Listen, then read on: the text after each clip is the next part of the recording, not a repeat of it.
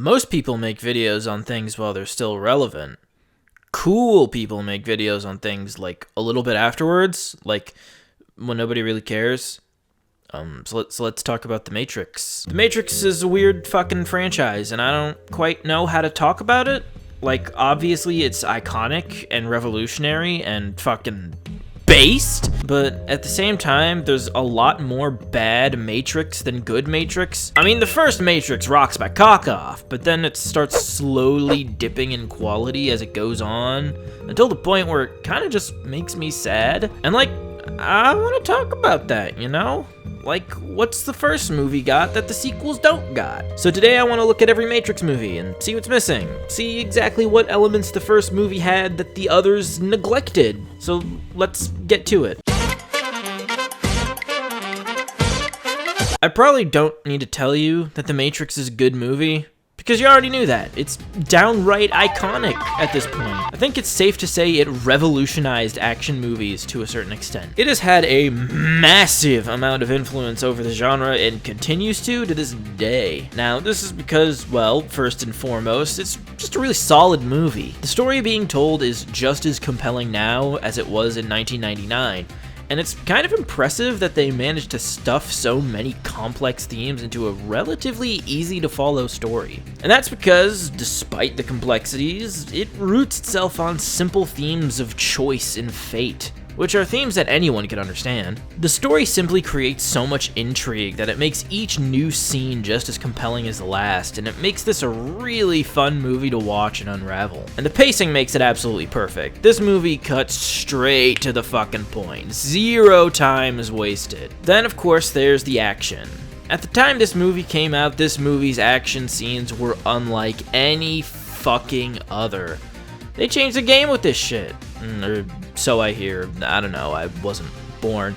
Those effects, that cinematography, that choreography, it's all still just as exhilarating to watch today as it was back then. And it's easy to see why it was such a game changer.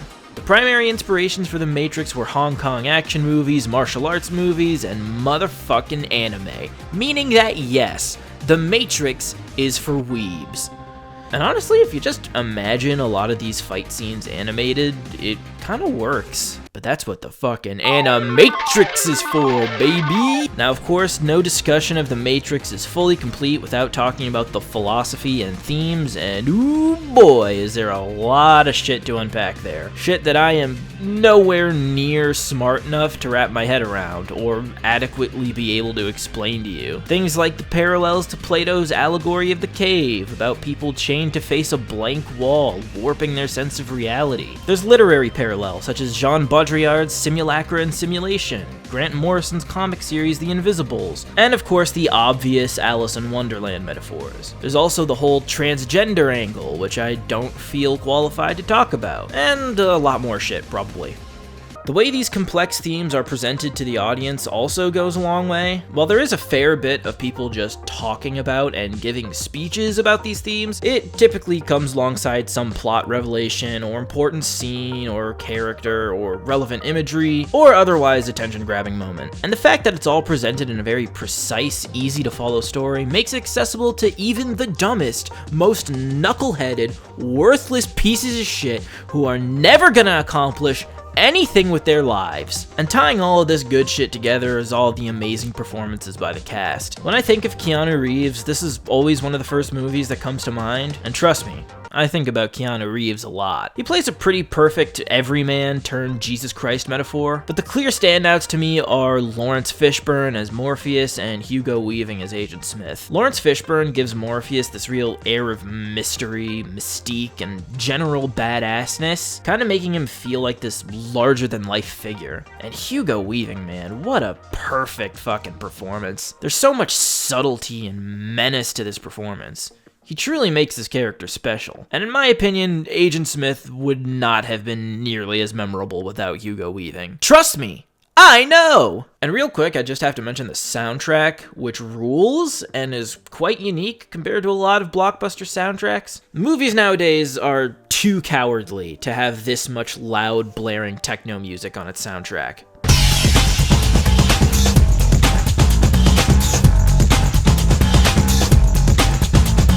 So yeah, The Matrix. Good movie, right? So then what exactly happened with those sequels? Well, in an attempt to find this out, I came up with a special list of topics that I like to call shit that I think makes The Matrix dope as fuck. In my opinion, at least. First, it's the action, you know, that thing that's synonymous with The Matrix. Then there's the philosophy and thematics that make the movie kinda deep, man. And then there's the world building, the actual fleshing out of the world, both the movie's real world and The Matrix itself. After that, the performances, which the movie really wouldn't be the same without. And lastly, it's fucking techno music, of course.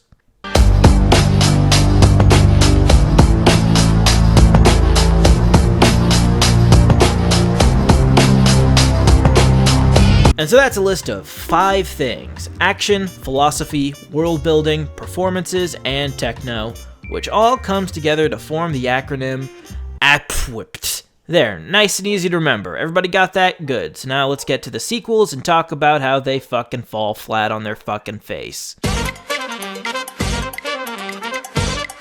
Alright, so this entire video, I've been using the term The Matrix sequels as a very general term, as if I'm talking about all of them, but truth be told, I actually think The Matrix Reloaded is a pretty good movie. But that being said, I do think we start to see the cracks forming a little bit here. So let's go through that app-whipped list from before and see what works and what doesn't. First of all, the action in this movie is not as good as the first movie. Now this might seem like a bit of a strange statement because on the surface, the action is pretty fucking sweet.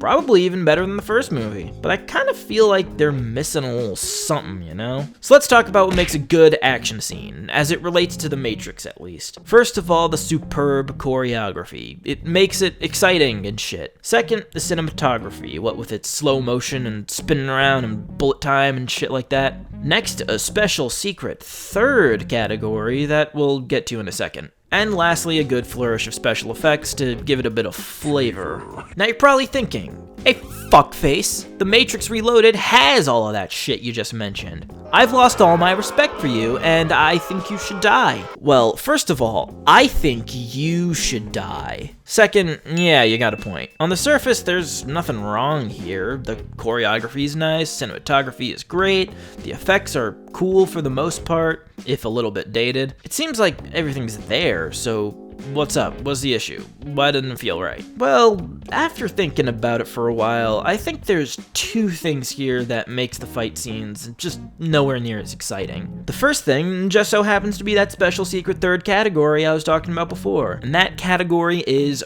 urgency. Now when I say urgency, I don't literally mean things like time limits or having to get shit done really quickly. When I say urgency, I mean that there's some goal being accomplished either for the audience's sake or for the character/story's sake, other than just having a cool fight scene. Pretty much every action scene in the first movie has some purpose beyond just kicking and punching and shooting. The opening fight scene is introducing the audience to the world, the aesthetic, and some of the rules of the movie. The training scene has the goal of, well, training Neo for what's to come, as well as showing off the fact that fighting in the Matrix is different than fighting normally. Cypher's betrayal is the movie's turning point, where Morpheus is captured and a good chunk of the cast is killed. That leads to Morpheus's rescue, which, yeah, he gets rescued. The final fight against Agent Smith is the conclusion of the movie, where most of the conflict ends up resolved. Reloaded, on the other hand, has significantly less urgency. For example, the movie's famous Burly Brawl, where Neo faces off against a metric fuckton of Agent Smiths, is really just a fight scene with Neo and a bunch of Agent Smiths. You could say it's accomplishing the goal of introducing the idea that Agent Smith can duplicate himself now, but this is something they introduced before the fight scene even begins, and is also kind of introduced in the first movie. There's a lot of fight scenes inserted because, hey, the fight movie needs fights. While the urgency thing is a prominent issue, there's also that other second issue I mentioned, and that issue is, honestly, Neo. Now don't get me wrong, I don't think Neo is poorly written or anything like that. In fact, I think his character is taken into some pretty interesting directions here, but I feel like he becomes a problem whenever it comes time to fight. And really the big issue is that he's fucking invincible. He's literally untouchable in this movie. Like seriously, out of all the hundreds of times he gets attacked in this movie, there are maybe 4 hits that actually land. Neo in this movie is basically Kung Fu Jesus Christ. And when the protagonist of your movie has the fighting skills of God, the fight scenes kinda lose all stakes. Cause you just know every time he fights he's gonna come out at the other end just fine. Hell, the best action scene in the movie is the car chase at the end, and it's purely because Karate Christ over here isn't involved. There's actually some tension in this scene. Morpheus and Trinity aren't crazy OP superhumans like Neo, and the scene is better for it. So, reloaded action scenes, pretty well done, but ultimately, you tried. Thankfully, the movie's philosophy gives me a lot less to complain about. It's not flawlessly executed, but it's still done well enough. One of the big overarching themes of the Matrix series is choice, and Reloaded has some particularly interesting things to say regarding this theme. In particular, this scene with the Oracle is quite interesting, as this character's whole existence brings the idea of choice into question. Because if a character like her already knows everything that's going to happen, then does anyone really have a choice in anything? If fate is real, then can choice ever really exist? See, this is pretty good stuff, but even this aspect of the movie has its issues. The problem is mostly in terms of presentation.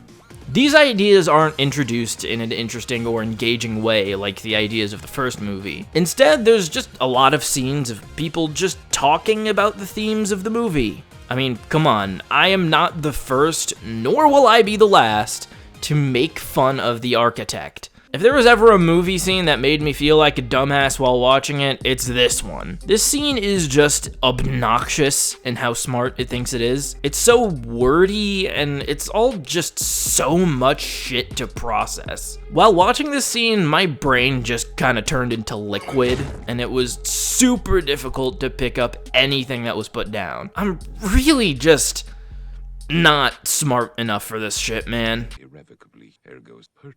Remainder of an unbalanced equation. Eventuality of an anomaly. Inexorably. Systemic fluctuations. What the fuck are you talking about? Ergo. Next up on the list is world building, and yeah, I actually don't have any problems with this one. Pretty much everything this movie does to expand the world of the Matrix is pretty good. Particularly the introduction of Zion, the last human city, which was only ever mentioned in the first movie. And it has this really dark, gloomy, oppressive atmosphere that really pushes home how fucked up things are for humans. Like, if this is the only hope for humanity, then fuck, dude. And I also love how we get to see Morpheus' influence over the rest of the humans, and how some people trust him and other people don't. So as far as world building goes, yeah, everything checks out. And you know what? The performances are also still good. I can't say there are many standouts other than the same ones from the last movie, i.e. Morpheus and Agent Smith, but still, all the returning actors are good, and so are all the new actors introduced in this movie, so it all checks out. And thankfully,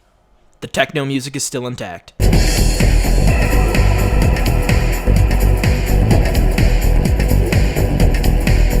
So yeah, I know I kind of spent way more time complaining about this movie than saying good shit about it, but I do mean it when I say that I think this is a good movie, even if it's not as good as the original. I mean, hey, it's nowhere near as bad as The Matrix Revolutions is a bad movie. Yeah, sorry guys, I can't really defend this one. What you're essentially getting with this movie is really just the other half of Reloaded's plot. That movie sets up that there's an army of Sentinels coming to Zion to fuck shit up, and in this movie we actually see that happen.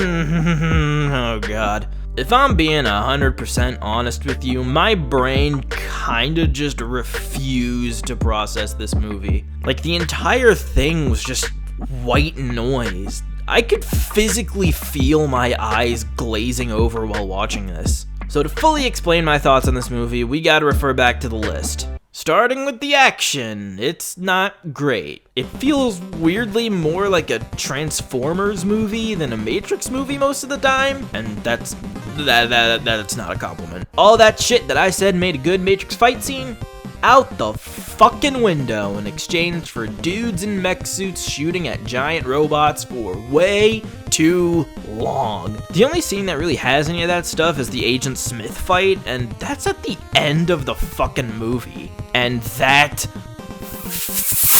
fucking mech battle. Jesus motherfucking Christ. When I said earlier that my brain refused to process this movie, this is what I was talking about. I feel like this scene should constitute as torture. It's loud, it's boring, it has none of the things you come to The Matrix for.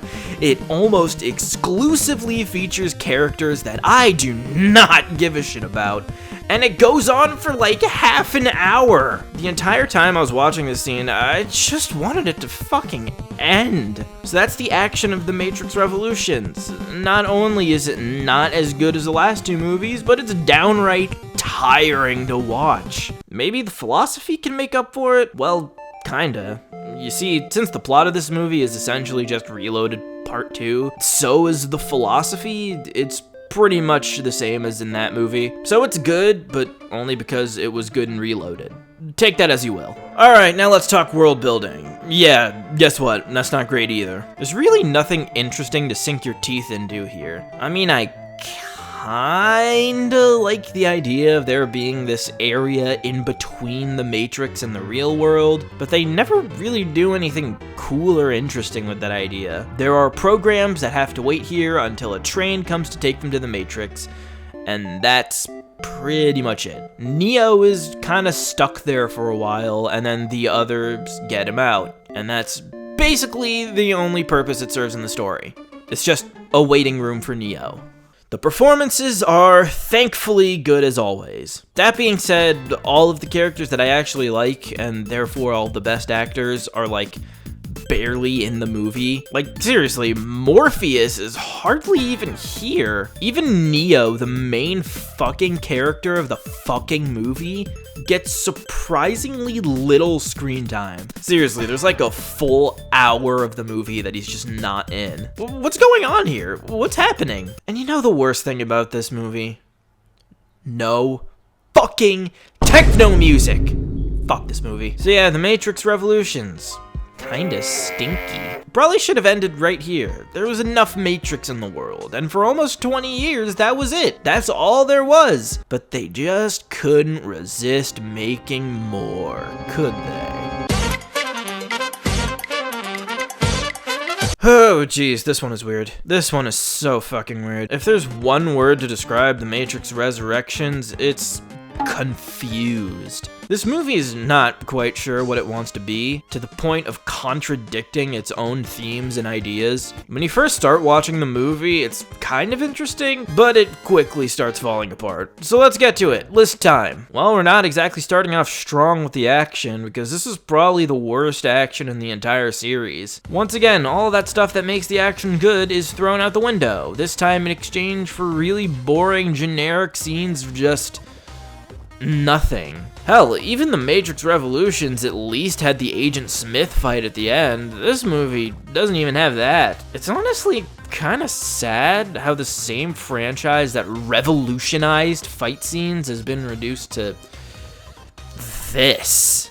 Just nothing. Philosophy-wise, we're looking at what is simultaneously this movie's biggest strength and biggest failure. What we're seeing at the beginning of this movie is a man who is trapped by his own creation, both literally and figuratively. In this movie, Neo is placed into a version of reality where the events of the previous three movies are made into a series of video games that he developed. So he is literally trapped in the actual Matrix and figuratively trapped, unable to escape the legacy of what he created. He's shown to feel massive amounts of anxiety and mental anguish over this video game version of the Matrix, being forced to develop a sequel he doesn't want, and having to watch other people force their own interpretations and agendas onto his work. This movie has a lot to say about nostalgia and the state of cinema, where new ideas are few and we're constantly being shown things we've already seen. But then at some point, the movie just throws away all the interesting themes and just starts doing the exact shit it was condemning in the first place. And that to me is this movie's biggest problem. It is guilty of the very things it criticizes. It's trying to be this intelligent critique of modern filmmaking, but then turns around and starts showing us literal footage from the other movies. And not only that, it repeats plot beats, dialogue, character moments, and even recreates entire scenes from the original movie. And it's at this point I want to address an excuse that people use to defend some of this movie's more heinous flaws. And it's one that really grinds my gears, Peter Griffin style. Some people like to say that the movie is bad on purpose, that its flaws are simply there to critique other movies that do the same things. And yeah, sorry buddy, that's some bullshit right there. If you make a bad movie on purpose, then you've just made a bad movie. The intentions behind it don't even matter at that point, because now I don't even want to watch whatever the fuck you made. Whatever, let's just get to the world building already. The world building in this movie is kinda just whatever. The new human city of Io is functionally the exact same as Zion, so nothing really interesting there. It is kinda cool how we have machines that are friends with humans now, but they never really do anything interesting with that idea. Same with programs being able to interact with people in the real world now.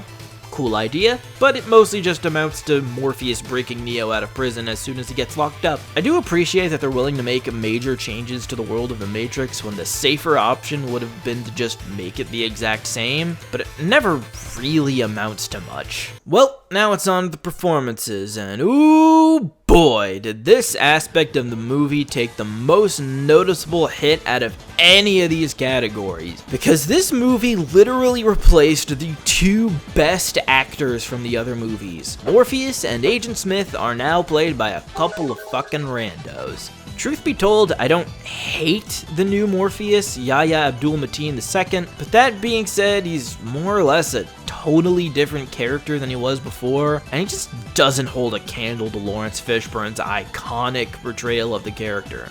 And then there's the new Agent Smith, Jonathan Groff, who I can't be nearly as nice to. First of all, he doesn't have that totally different character excuse that Morpheus has. And I'm sorry, but Hugo Weaving just totally nailed this role. He had a very particular way of performing this character that this new guy just does not have at all. Weaving always had this very meticulous way of talking, paying very careful attention to every little sound of every little word. In one life, you're Thomas A. Anderson, program writer for a respectable software company. You have a social security number, you pay your taxes, and you help your landlady carry out her garbage. The new actor just talks like a normal dude. That's it. He's just a normal dude now. So obvious once you see it, right? But this whole altered code update really blew my mind. I still don't know how he did it. He was a ballin' nerd. Hilarious. And it doesn't help that his character could easily be written out of the movie. So yeah, this performance is just straight up bad. Sorry, buddy. Even the actors that actually return are just kinda weird in this movie. Like, both Keanu Reeves and Carrie-Anne Moss both just feel like they're really tired, like they're operating on 2 hours of sleep. It kinda just feels like they don't want to be there. And now, tragically, with the lack of any techno music, I am sorry to say that The Matrix Resurrections has pretty much failed in every category. And that does, in fact, make it the worst Matrix movie. And there's something really sad about that. Like, this was a franchise that at one point changed the fucking game of action cinema. And now, it's this. As the series went on, it gradually lost all the things that made it special until it just became a lifeless husk of its former self. But hey, at the very least, we still have that first movie, which will always be an amazing sci-fi epic. It's just a shame that this franchise's ultimate downfall is just gonna end up leaving a bad taste in my mouth whenever I revisit it. So yeah, that's the video. So remember, go fuck yourself.